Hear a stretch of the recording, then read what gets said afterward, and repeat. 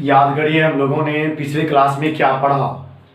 पिछले क्लास में chemical equation पढ़ा और केमिकल इक्वेशन को कैसे लिखना चाहिए, हाउ टू राइट, कैसे लिखना चाहिए उसका तरीका जाना। अब केमिकल रिएक्शन का टाइप्स आता है, types of chemical reaction. Types of chemical equation में रिएक्शन इक्वेशन पर है, टाइप्स ऑफ रिएक्शन तो बाद में आएगा, इसके बाद और आगे कुछ भरने के बाद आएगा। लेकिन हम लोग टाइप्स ऑफ केमिकल इक्वेशन को यदि गौर से देखें तो दो टाइप है, अनबैलेंस्ड केमिकल इक्वेशन, दूसरा बैलेंस्ड केमिकल इक्वेशन। नाम से सब कुछ क्लियर है, आज एक अनबैलेंस होगा दूसरा बैलेंस होगा। ये डेफिनेशन जानने से पहले मैं आपको एग्जांपल देना चाहूंगा।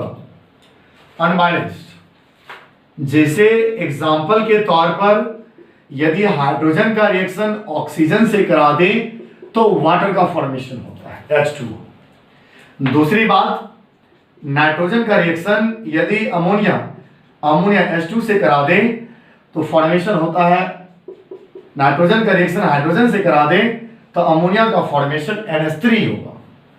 अब सवाल है N2 + H2 NH3 कैसे हो गया वो भी जान लीजिए। नाइट्रोजन है, ये हाइड्रोजन है, नाइट्रोजन का वैलेंसी 3, हाइड्रोजन का 1, जब एक्सचेंज कराएंगे तो बोलिए N पे 1 तो लिखेंगे नहीं N और H3 इस तरीके से। तो रेडिकल्स तो आपको याद करना ही पड़ेगा, जो कि आप जानते हैं, आप भी जानते हैं, याद करना पड़ेगा। और आप याद नहीं कर रहे हैं तो समझ लीजिए आप खुद गलती कर रहे हैं, तो थोड़ा ध्यान रखें और अभी भी टाइम है, रिवाइज करते रहिए साथ में रनिंग। तो N2 + H2 NH3 हुआ। और भी डिफरेंट टाइप्स ऑफ एग्जांपल ले सकते हैं, जैसे KClO3। यदि मेटल का क्लोरेट है, पोटासियम क्लोरेट, ClO3 क्लोरेट होता है, यदि इसको ब्रेक किया जाता है KCl + ऑक्सीजन O2 का फॉर्मेशन होता है। ठीक है, यानी मेटल का क्लोरेट यदि ब्रेक डाउन हो तो मेटल का क्लोराइड और ऑक्सीजन गैस बनता है। इस हिसाब से ये केमिकल इक्वेशन जितने भी लिखे गए आपके सामने लिखे गए हैं, ये केमिकल इक्वेशन अनबैलेंस्ड है। अब अनबैलेंस्ड है कैसे समझे कि अनबैलेंस्ड है, कि LHS जिसको आप रिएक्टेंट कहते हैं, RHS जिसको आप प्रोडक्ट कहते हैं, रिएक्टेंट्स में टोटल एलिमेंट जो सेम, रिएक्टेंट में टोटल एलिमेंट और फिर प्रोडक्ट में टोटल एलिमेंट जो सेम है उसका काउंटिंग सेम होना चाहिए। यदि हम हाइड्रोजन को कंसीडर करें, हाइड्रोजन इधर रिएक्टेंट्स में टोटल 2 है और इधर भी 2 है, हाइड्रोजन तो ठीक था, कोई प्रॉब्लम नहीं। तो ऑक्सीजन यहाँ 2 है, ऑक्सीजन यहाँ 1 ही है, तो ये अनबैलेंस्ड हो गया।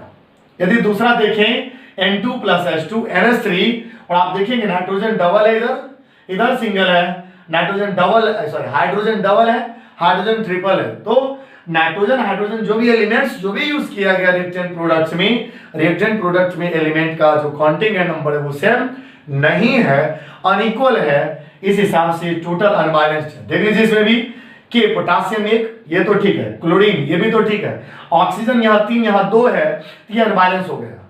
कोई एक अनबैलेंस हुआ यानी पूरा अनबैलेंस इक्वेशन कहलाएगा। कहने का मतलब है अनबैलेंस केमिकल इक्वेशन का मतलब है, डेफिनेशन अब आते हैं, डेफिनेशन को आप समझिए। ये बैलेंस्ड केमिकल इक्वेशन बैलेंस नहीं होना चाहिए। हम लोग पर किसको है, अनबैलेंस ना। एन अनबैलेंस लीजिए, an unbalanced chemical equation has unequal number of the atoms of one or more elements in the reactants and products. यानी कि किसी भी अनबैलेंस्ड केमिकल इक्वेशन में रिएक्टेंट और प्रोडक्ट्स में एलिमेंट का जो नंबर है वो अनइक्वल होता है, और है भी इस तरीके से। दूसरा, अब बैलेंस्ड केमिकल इक्वेशन इक्वल होना चाहिए। जैसे यही 3 एग्जांपल लिखा हुआ आपके सामने, इसको फिर से लिखेंगे हम। मानकर चलिए इधर एग्जांपल में हाइड्रोजन का रिएक्शन यदि ऑक्सीजन से कराया जाए तो H2O that means hydrogen oxide, जिसको आप कॉमन लैंग्वेज में वाटर कहते हैं, इसका फॉर्मेशन होता है। फिर से नाइट्रोजन का रिएक्शन यदि नाइट्रोजन का रिएक्शन यदि हाइड्रोजन से करा दे NH3 अमोनिया का फॉर्मेशन हुआ, और KClO3 को यदि ब्रेक किया जाए तो KCl + ऑक्सीजन। अब ये तो बैलेंस नहीं है, बैलेंस करके दिखाते हैं आपको। बैलेंस करने का तरीका आगे बताया जाएगा, परेशान नहीं होइए। तो बैलेंस केमिकल इक्वेशन मानकर चलिए, थोड़ा सीखिए, इसके आगे पूरा डिटेल्स में दिया जाएगा। O2 हाइड्रोजन H2 ठीक ठाक है, 2 है, O2 ऑक्सीजन डबल या सिंगल है, तो ये सिंगल है। जो भी बैलेंस करने की बात होती है सामने आप नंबर लगाएंगे, ठीक है। तो यहां पर आप 2 लगा दिए ताकि ऑक्सीजन डबल हो जाए। सामने नंबर लगाने से पूरे एलिमेंट के, पूरे कंपाउंड के एलिमेंट्स में मल्टीप्लाई होता है। तो ये 2 ऑक्सीजन में हो गया, ऑक्सीजन 2 हो गया। इस चक्कर में हो गया हाइड्रोजन 4 हो गया। हाइड्रोजन को 4 तो कर सकते हैं। अब आप देखिए इस पूरे केमिकल इक्वेशन में आप हर एक चीज का नंबर इक्वल है दोनों में, रिएक्टेंट्स एंड प्रोडक्ट्स में। Hydrogen 4 hydrogen 4, oxygen 2 oxygen 2। ये केमिकल जो इक्वेशन है ये बैलेंस्ड है, यानी ये balanced chemical equation has equal number of atoms of different elements in the reactants and products. And आइए N2 प्लस H2, यहां पर अगर गौर से देखा जाए तो N2 अकेला है यहां पर और H2 यहां पर 3 हो गया। तो कहने का मतलब है पहले हाइड्रोजन को देखते हैं। तो हाइड्रोजन को यदि देखा जाए तो हाइड्रोजन 2 है, इधर 3 है, इधर 2 है, इधर 3 है। तो 2 और 3 नंबर को बराबर कैसे किया जाए? आप तो मैथ अच्छे तरीके से पढ़ रहे होंगे। तो 2 और 3 बराबर कैसे होगा? 2 को 3 से, 3 को 2 से, हो गया दोनों 6।